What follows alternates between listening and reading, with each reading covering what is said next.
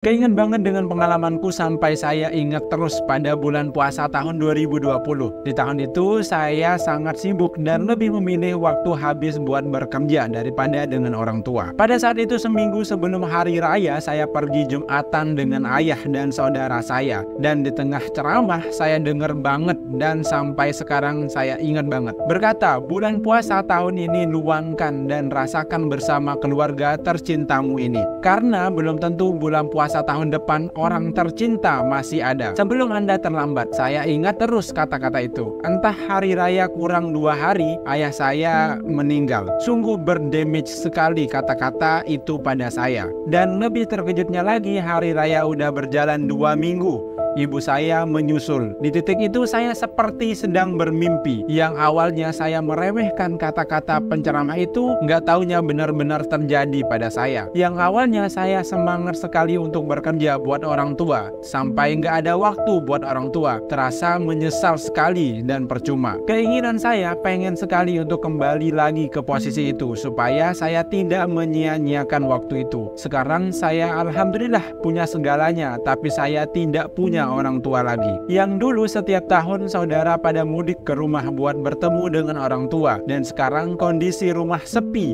dan sunyi, tersisa saya sendiri. Ternyata tahun 2020 tidak terasa sudah berlalu 4 tahun yang lalu. Pengalaman ini seperti baru terus buat saya. Setiap saya pergi Jumatan ke masjid itu, saya selalu menangis keingat momen itu dan selalu curhat ke penceramah waktu itu, sampai dia jadi guruku sekarang. Bang, yang sabar ya bang, buat kita semua yang saat ini masih ada orang tua, orang terkasih, orang tercinta. Semoga kita semua bisa dapat membahagiakan mereka dan bisa terus bersama-sama mereka sampai dengan hari dan waktu yang telah diberikan batas oleh Tuhan Yang Maha Kuasa. Tapi memang benar, zaman sekarang hubungan nggak hanya dilandaskan dengan cinta aja, tapi juga kesetaraan, baik dari segi ekonomi maupun pendidikan. Aku pun sekarang sama cowokku udah pacaran hampir 4 tahun. Cowokku perwira pelayaran ataupun pelaut. Aku pacaran sama dia dari zaman masih pendidikan sampai dengan sekarang udah kerja. Walaupun abangku ini seniornya, dia di kampus dan aku juga kuliah. Tapi aku sadar diri untuk terus upgrade diri aku, karena aku sadar cowok aku akan berkembang di pekerjaannya. Dan begitupun aku gak bisa cuma stuck di situ-situ aja. Walaupun aku kuliah dan udah kerja freelance model juga. Aku merasa menikah itu harus sama orang yang setara, baik dari pikiran, pendidikan, ekonomi, supaya nggak ada masalah ini itu ketika berkeluarga nanti. Senang ya kakaknya mau berproses untuk pasangannya. Sebenarnya yang kayak gini tuh menurut gua pribadi ya, tergantung dari masing-masing.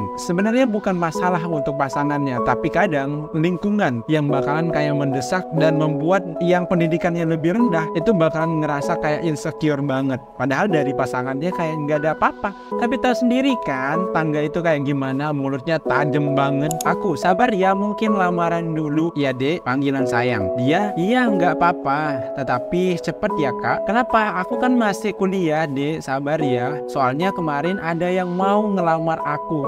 Gila. Nah kan main tikung nih kalau kayak gini nih. Bukan main tikung sih, siapa cepet dia dapat nih kayaknya nih. Aku, baik besok aku temuin bapak kamu ya, tolong sampaikan dek. Iya kak, langsung aku bilangin. Selang beberapa jam, dia, kak kata bapak datang aja ke rumah. Iya dek, besok ya. Setibanya dirubah. Assalamualaikum. Waalaikumsalam. Ayo masuk, duduk. Bapak, sebenarnya maksud saya kesini untuk mengikat anak bapak dengan pertunangan sambil menunggu lulus. Ya udah, kapan? Insya Allah hari Minggu ini. Bapak tunggu ya dan sekeluarga. Akhirnya kita tunangan, berjalan beberapa hari saja. Lalu aku dapat kabar yang mengejutkan. Pak, aku ditantangin nikah sama bapaknya. Gimana ini pak solusinya? Bapakku, loh katanya setelah lulus. Nah, saya jelaskan kronologinya ya. Berangkat minggu depannya. Dia, iya kakak lupa. Kakak nggak usah mikir nggak bisa makan. Bapak bilang rezekinya orang menikah ada kok. Makin nggak menentu perasaan apa ini. Hingga akhirnya saya pulang ke rumah menemui bapakku. Semakin penasaran, dek, ono opo saja nih. Bapak bilang berani tunangan, berani nikahin. Nggak usah kelamaan. Aku diam sejenak karena belum lulus kuliah, belum kerja. Mau dikasih makan apa ini? Alhamdulillah sekarang saya sudah berpenghasilan. Terima kasih untuk istriku yang menemani proses panjang hingga 8 tahun menemaniku. Semoga menjadi manfaat ya cerita nyataku. Terima kasih.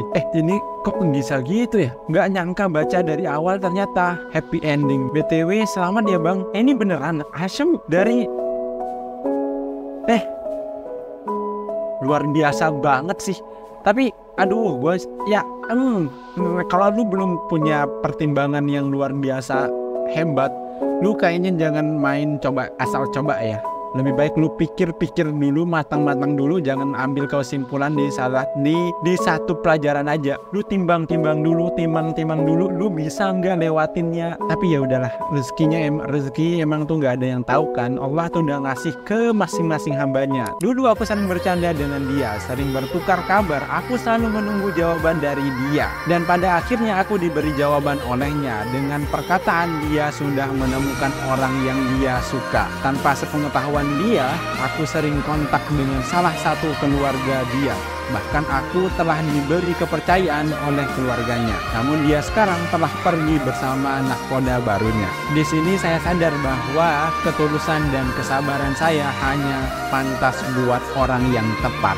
Lu mau se-effort apapun, lu mau seusaha apapun, lu mau ngangkat gunung sebesar apapun sebagai bentuk effort lu buat dia, kalau bukan elu yang dicari, bukan elu yang dia mau, di depan mukanya dia tuh nggak bakalan kelihatan.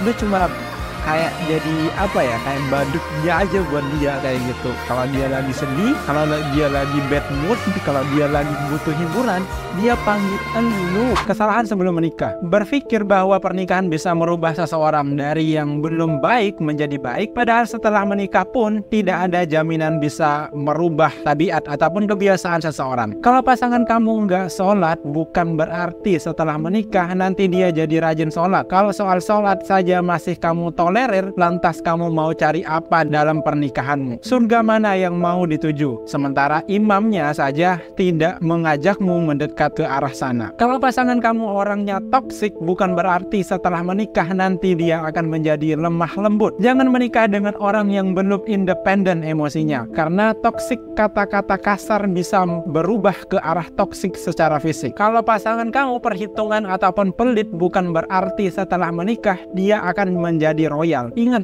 pelit sama hemat itu berbeda. Kalau hemat masih mau effort ngeluarin duit tapi enggak boros. Kalau pelit ya jelas-jelas punya duit tapi enggak mau keluar duit dan hitung-hitungan. Kalau pasanganmu suka selingkuh, bukan berarti setelah menikah dia akan setia sama kamu. Selingkuh adalah habit yang enggak bisa dirubah oleh pernikahan ataupun ancaman pisah sekalipun. Dia melakukannya dengan senang dan sadar. Penyesalan hanya karena dia ketahuan, bukan karena menyesal atas perbuatan yang dia lakukan. Jadi jangan menikah dengan orang yang dari awal sudah bermasalah. Jangan membawa masalah baru ke dalam pernikahanmu, karena nanti masalahnya akan lebih kompleks lagi. Tinggalkan mereka, biarkan mereka sadar, lalu menyiapkan dan memantaskan dirinya untuk menikah. Menikahlah dengan orang-orang yang sedari awal menyiapkan dirinya untuk memantaskan dirinya, membekali dirinya untuk melakukan ibadah panjang dan mengejar arti kata sakinah, mawaddah, warohmah. Pada akhirnya semua arti itu akan bermuara pada yang baik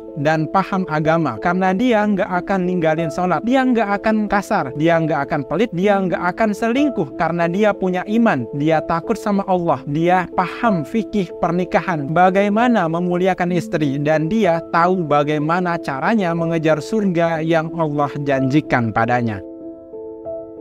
Bagaimana rasanya dimiliki cowok model kayak gini, Nona? Cowoknya setia tapi gila kerja. Cowoknya tidak merokok tapi suka ngemil. Cowok yang bisa menjaga pandangan namun yang mengaguminya banyak pol. Cowok yang pekerja keras tanpa sponsor orang tua. Cowok yang ngejadiin kamu tujuan akhir cintanya namun memiliki sedikit waktu untukmu karena gila kerja. Emang ada? Kalau ada langka banget sih. Ya bukan langka, tapi lunya aja yang gak ketemu. Ada. Aku beruntung bisa ketemu dia. Nah kan? Ada no. Sama, cuma kalau pas ribut ya aku harus ngalah, dia nggak mau ngalah.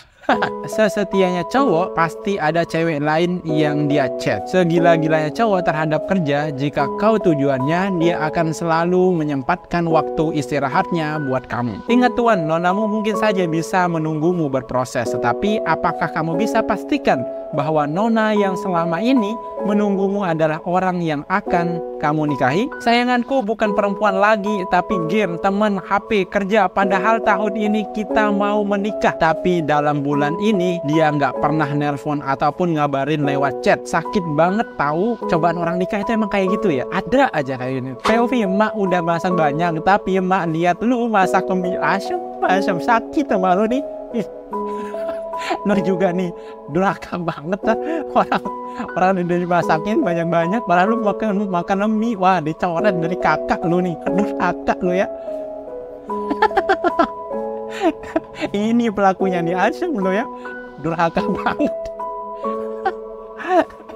Durhaka banget lu. Mamanya jalan pelan-pelan ngambil pisau. Psikopat banget ini mah. Ambil pisau. Anjingnya itu lagi berdoa minta petunjuk. Enaknya digeprek apa direndang.